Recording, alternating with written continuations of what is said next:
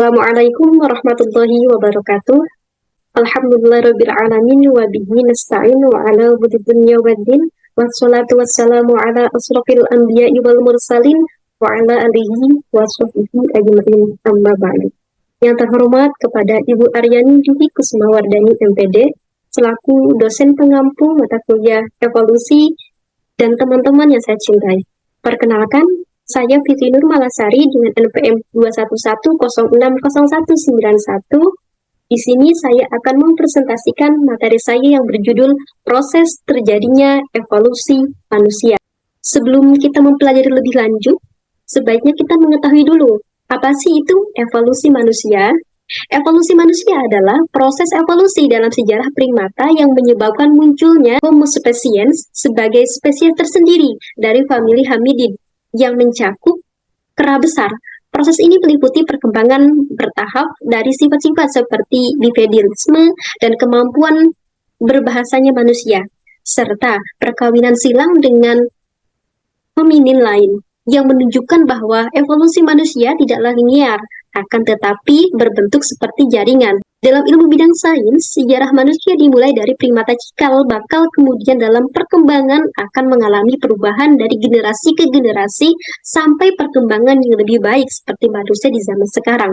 Sejarah manusia yang berasal dari primata cikal bakal adalah sebagai berikut. Yang pertama itu ada primata.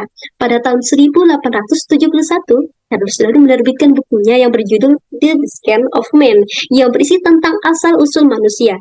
Pendapat dari Darwin tersebut didasarkan atas adanya hubungan kekerabatan antara manusia dengan primata utan Ranidae. Yang kedua, manusia purba. Fosil manusia purba ditemukan di berbagai tempat. Penemuan tersebut dapat menunjukkan suatu perbandingan dan menentukan perkembangan evolusi yang terjadi. Di antara penemuan yang ada adalah sebagai berikut. Yang pertama, manusia kera Afrika Selatan. Beberapa fosil manusia kera dari Afrika Selatan ditemukan oleh Raymond Dart 1829 sampai 1984. Beberapa penemuan tersebut antara lain Australopithecus africanus, Paranthropus robustus, dan Placentropus transparensis. Yang kedua, manusia kera Afrika Timur. Fosil ini ditemukan oleh Leakey dan diberi nama Australopithecus boisei yang memiliki ciri antara lain berbadan lebih kekar, gigi dan tulang rahangnya lebih kuat. Nah, yang ketiga, manusia Jawa. Fosil manusia Jawa ditemukan oleh Jens de Bosch yang merupakan ahli anatomi dan geologi dari Belanda. Jens de Bosch ini menemukan fosil tersebut di daerah Trinil, tepatnya di Jawa Timur pada tahun 1894. Yang keempat, manusia sapiens oleh Jens de Bosch, yaitu Wajakenensis, yang ditemukan di daerah Wajak, Jawa Timur pada tahun 1889. Spesies ini diperkirakan hidupnya kurang lebih 40.000 tahun. Manusia modern.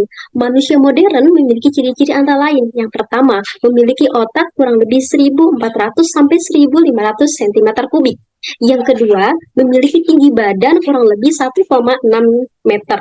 Yang kelima, memiliki perbedaan yang maju. Yang keempat, mempunyai peralatan yang lebih baik. Yang kelima, suka berburu.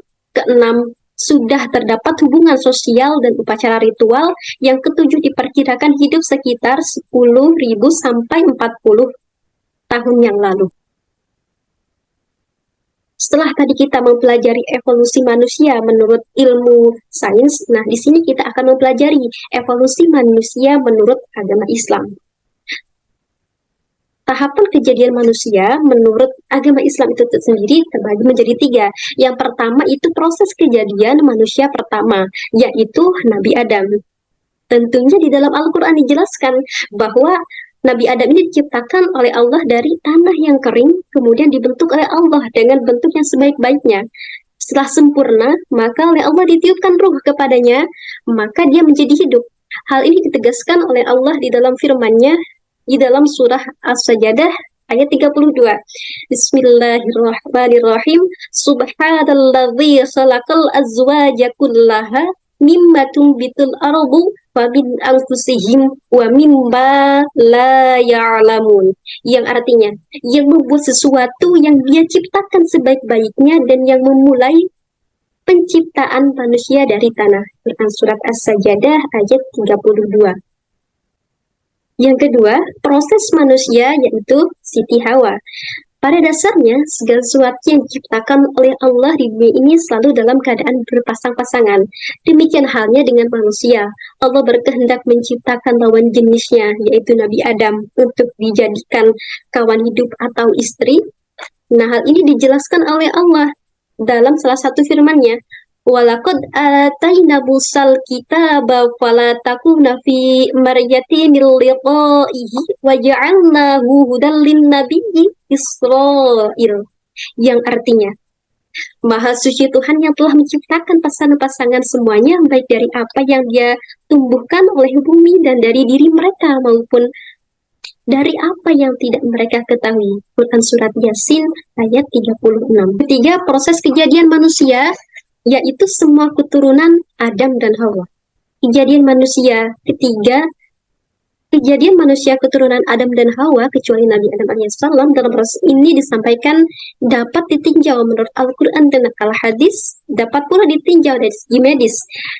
Tentunya di dalam Al-Quran, proses kejadian manusia secara biologis dijelaskan secara terperinci melalui firman-Nya di dalam surat Al-Mu'min, yaitu yang artinya, dan sesungguhnya kami telah menciptakan manusia itu dari suatu saripati berasal dari tanah, kemudian kami ciptakan, jadikan saripati itu air mani yang disimpan di dalam tempat yang kokoh, yaitu rahim.